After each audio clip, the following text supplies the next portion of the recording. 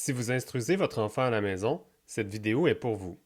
Je vous montre comment planifier une année scolaire sans avoir à acheter de planification préfabriquée, tout en favorisant la motivation, la discipline et surtout l'autonomie et la responsabilisation de votre enfant. Une tâche que j'ai divisée en 3 étapes. Première étape, demandez à l'élève de définir ses objectifs pour l'année scolaire en lien avec son plan de vie ou avec ses intérêts s'il est plus jeune, puis de les écrire clairement. Bien entendu, il y aura des discussions avec vous. Cette étape nécessite une certaine réflexion et une ouverture de votre part. Votre enfant ou votre ado n'aura pas nécessairement les mêmes objectifs que vous.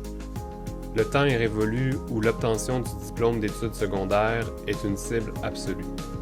Ça ne garantit pas le succès d'une vie professionnelle épanouie.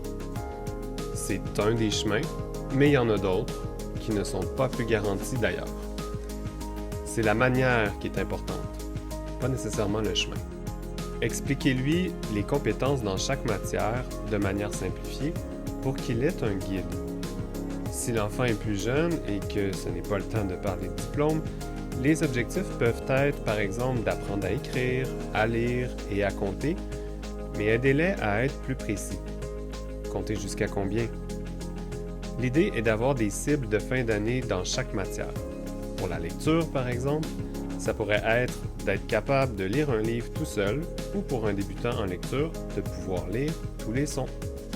Aidez votre enfant ou votre ado à être réaliste dans ses objectifs pour maximiser les chances de succès, mais montrez-lui à être assez ambitieux pour qu'il perçoive des avancements concrets chaque semaine et qu'il en soit fier.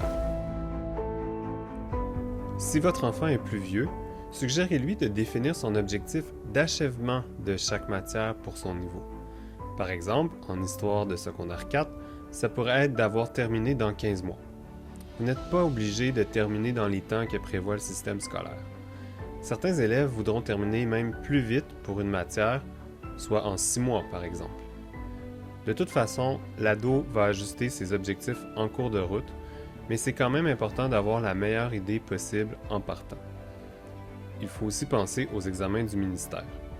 Veut-il bien performer ou ça ne fait pas partie de sa stratégie? Tout est possible. L'important, c'est que l'enfant ou l'ado y croit à son plan. Une fois que les objectifs sont écrits, on peut passer à l'étape 2. Aidez maintenant votre enfant à dresser une liste des moyens pour atteindre ses objectifs, c'est-à-dire une liste des activités et des tâches à réaliser sur une base régulière, incluant le matériel dont il aura besoin et une idée de la fréquence, par semaine ou par mois. Appelons-la la liste A, parce que vous allez préciser à votre enfant qu'il risque de ne pas atteindre ses objectifs s'il n'y a pas une liste B. Cette liste B inclura des activités qu'il aime faire, plus ou moins intellectuelles, des passe-temps, des passions, des projets de création, des sorties et des activités sociales. Cette liste B sera pour l'enfant ou l'ado une génératrice d'énergie quotidienne. Cette génératrice est primordiale. Ce sont les activités qu'ils aiment faire ou qu'ils ont tout simplement envie d'explorer. C'est ça qui va assurer l'équilibre avec la portion obligatoire de la DEM et c'est aussi leur motivation quotidienne. Bien important de ne pas juger les goûts et les intérêts de votre enfant pour éviter de le façonner à votre image.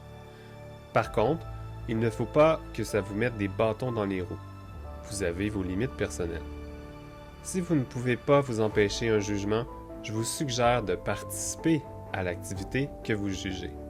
Si l'enfant est d'accord, bien sûr, mais généralement, ça les enchante que vous vous intéressiez à ce qu'ils se permettent. C'est d'ailleurs cette liste qui vous permettra de passer plus de temps en famille et même d'intégrer des activités au développement de certaines compétences du programme. Attention ici de ne pas trop scolariser leur temps libre. Bon, on passe à la dernière étape, le découpage de la planif. Dans un premier temps, pour cette troisième étape, on va découper mensuellement, c'est-à-dire écrire des objectifs très sommaires pour 9 mois dans chaque matière. je vous suggère de viser la mi-mai pour la fin des classes. Ça vous laissera un jeu s'il y a un imprévu. Au mieux, l'enfant pourra avoir plus de temps pour se préparer à un examen du ministère ou même ralentir la cadence rendue vers mars ou avril, une période où généralement les élèves commencent à en avoir assez du marathon. Pour ce découpage mensuel, vous pouvez y aller par chapitre d'un cahier, par exemple, septembre chapitre 1, octobre chapitre 2, mais assurez-vous de couvrir toutes les compétences, surtout en français et en anglais, où la rédaction et la lecture ne sont pas toujours complets dans un cahier. Par exemple, en lecture en anglais, ça pourrait être de terminer un livre aux 2 mois. Un autre exemple, en rédaction en français, il pourrait y avoir des textes de différents formats, courts, moyens, longs, qu'on va placer dans les 4 derniers mois, et de courtes dictées de, disons, 3 fois par semaine pour les 3 premiers mois. Pensez un peu aussi à ce que vous allez présenter à la DEM dans vos rencontres avec votre personne ressource et dans les documents officiels à remettre comme les bilans. Vous faites ça, la planification, avec l'enfant et vous le laissez participer au maximum. Donnez votre opinion, mais laissez place à l'imperfection pour qu'il se rende compte lui-même des incohérences au cours de l'année scolaire, avec votre aide, bien sûr, au besoin.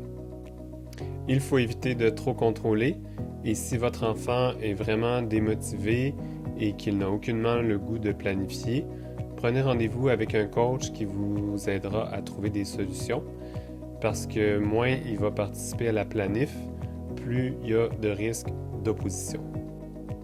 Une fois que le découpage mensuel est terminé, vous pouvez planifier ensemble votre première semaine dans un agenda et c'est à ce moment que l'autonomie est plus facile pour les plus vieux.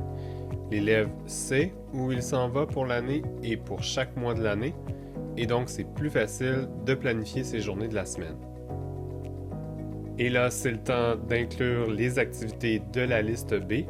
Planifiez-les vraiment, surtout pour la logistique, afin que ce soit facile à réaliser.